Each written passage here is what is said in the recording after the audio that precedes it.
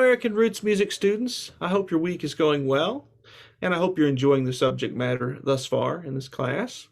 Today, I'm just going to highlight a few of the key concepts from Chapter 1 and review some of the ideas that we talked about in the first presentation. Specifically, though, we're going to kind of address the idea of where did American music come from initially? What are the seeds of uniquely American music? And also, where did it first start showing up in our country? Where did these ideas oftentimes spring forth within our country, and what brought these things about? What instigated these innovations?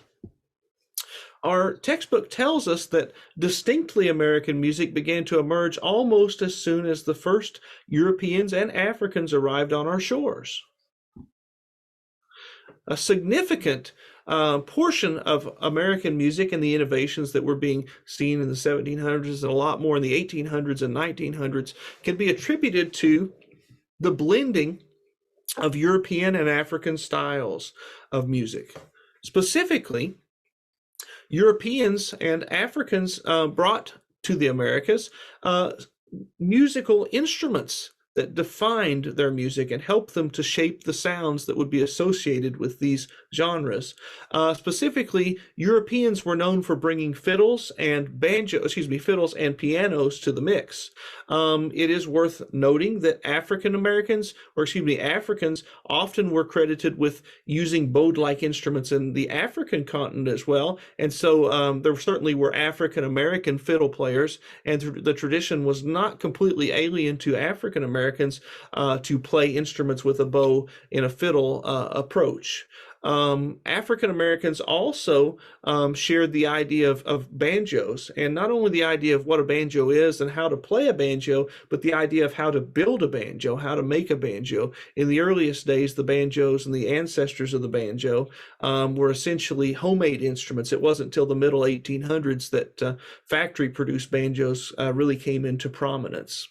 So we had these instruments, these different instruments coming together to form new sounds, exciting sounds, American sounds. Also, we found the blending of specific formats of music or styles of song.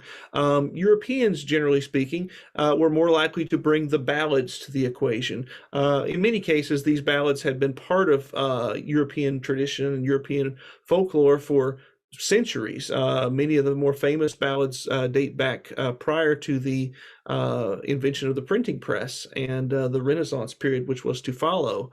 The African Americans brought with them a really unique take on the concept of call and response. And we talked about this antiphony in the last presentation. We hear call and response again almost every day. You know, if you turn on your radio, you're likely to hear a call and response approach.